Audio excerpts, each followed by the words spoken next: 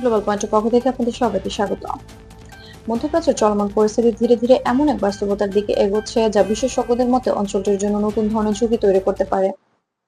এতদিন এই অঞ্চলে বিভিন্ন সংঘাতের সময় মূল লক্ষ্যবস্তু হিসেবে দেখা গেছে সামরিক স্থাপনা, তেল শোধনাগার, গ্যাস ক্ষেত্র বা জ্বালানি অবকাঠামোকে। কিন্তু সাম্প্রতিক ঘটনাগুলো দেখাচ্ছে এখন সেই তালিকা যুক্ত হয়েছে আরেকটি অত্যন্ত গুরুত্বপূর্ণ অবকাঠামো, পানি সরবরাহ ব্যবস্থা।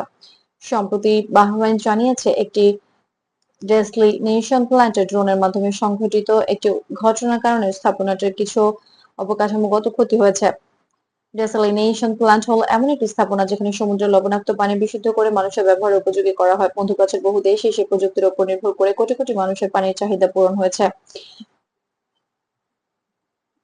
ঠিক তার আগের দিনে ইরানের পররাষ্ট্রমন্ত্রী আবার আরগোচি অভিযোগ করেন যে যুক্তরাষ্ট্র দক্ষিণ ইরানের কেশম দ্বীপের একটি মিঠা পানি উৎপাদনকারী স্থাপনায় আঘাত করেছে। তার দাবি অনুযায়ী ওই ঘটনার ফলে অন্তত 30টি গ্রামের পানি সরবরাহ ব্যাহত হয়েছে।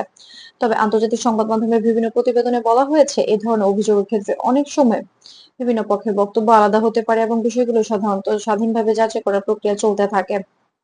বিশেষজ্ঞদের মতে যদি পানি সংক্রান্ত অবকাঠামো কোনো সংঘাতের প্রভাবের মধ্যে পড়ে তাহলে তার প্রভাব কেবল একটি স্থাপনায় সীমাবদ্ধ থাকে না, বরং এটি সরাসরি মানুষের দৈনন্দিন জীবনের উপর প্রভাব ফেলে।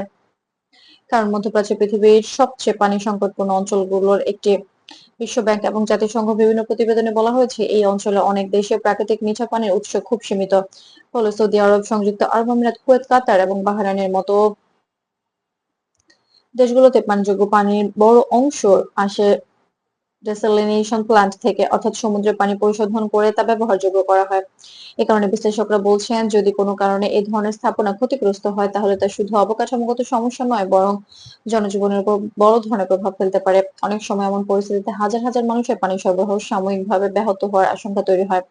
আরেকটি গুরুত্বপূর্ণ বিষয় হলো ইরান নিজেও বর্তমানে বড় ধরনের পানি সংকটের মুখোমুখি। বিভিন্ন আন্তর্জাতিক গবেষণায় দেখা গেছে দীর্ঘমেয়াদী খরা, অতিরিক্ত ভূগর্ভস্থ পানি উত্তোলন এবং পরিবেশগত পরিবর্তনের কারণে দেশটির বহু অঞ্চল পানির চাপ বেড়েছে। উদাহরণ হিসেবে প্রায়শই উল্লেখ করা যায় লেক উরামিয়ার কথা, যা একসময় মধ্যপ্রাচ্যের অন্যতম বড় লবণাক্ত হ্রদ ছিল, কিন্তু গত কয়েক দশকে এর পানির স্তর উল্লেখযোগ্যভাবে কমে গেছে। এছাড়াও সীমান্তবর্তী নদীগুলোর পানি বন্টন নিয়েও মাঝে মাঝে আঞ্চলিক আলোচনার বিষয় তৈরি হয়। উদাহরণ হিসেবে আফগানিস্তান থেকে ইরানে প্রবাহিত হেলমান্দ নদীর কথা উল্লেখ করা হয়। এই নদীর পানি বন্টন নিয়ে 1973 সালে একটি চুক্তি হলেও সাম্প্রতিক বছরগুলোতে পানি প্রবাহ নিয়ে বিভিন্ন আলোচনার খবর আন্তর্জাতিক সংবাদ মাধ্যমে এসেছে। বিশ্লেষকদের মতে মধ্যপ্রাচ্যে পানি এখন শুধু পরিবেশ বা কৃত্রিম বিষয় নয়, এটি ধীরে ধীরে আঞ্চলিক স্থিতিশীলতা, খাদ্য নিরাপত্তা এবং জনজীবনের সঙ্গে গভীরভাবে যুক্ত এবং গুরুত্বপূর্ণ ইস্যু হয়ে উঠেছে। কারণ এই অঞ্চলে অনেক দেশই কৃষি, শহরে জীবন এবং শিল্প কার্যক্রমের জন্য সীমিত পানি সম্পদের উপর নির্ভর করতে হয়। জাতিসংঘের একাধিক গবেষণায় সতর্ক করে বলা হয়েছে যদি পানি ব্যবস্থাপনা আরো উন্নত না হয় তাহলে 2050 সালের মধ্যে মধ্যপ্রাচ্যের বহু এলাকায় পানির ঘাটতি আরো তীব্র হতে পারে। ফলে আঞ্চলিক সহযোগিতা, নতুন প্রযুক্তি এবং কার্যকর পানি ব্যবস্থাপনা এখন অত্যন্ত গুরুত্বপূর্ণ হয়ে উঠেছে। বিশেষজ্ঞরা বলছেন বর্তমান পরিস্থিতিতে সবচেয়ে জরুরি বিষয় হলো এ ধরনের গুরুত্বপূর্ণ অবকাঠামো নিরাপত্তা নিশ্চিত করা এবং একই সঙ্গে আঞ্চলিক সহযোগিতা বাড়ানো। কারণ পানির মতো মৌলিক সম্পদ মানুষের জীবনযাত্রার সঙ্গে সরাসরি যুক্ত। মধ্যপ্রাচ্যের পরিস্থিতি নিয়ে আন্তর্জাতিক পর্যবেক্ষকরা এখনো গভীরভাবে নজর রাখছেন, কারণ এই অঞ্চলে যে কোনো বড় পরিবর্তন শুধু স্থানীয় নয়, বৈশ্বিক অর্থনীতি, জ্বালানি বাজার এবং মানবিক পরিস্থিতির উপরও প্রভাব ফেলতে পারে।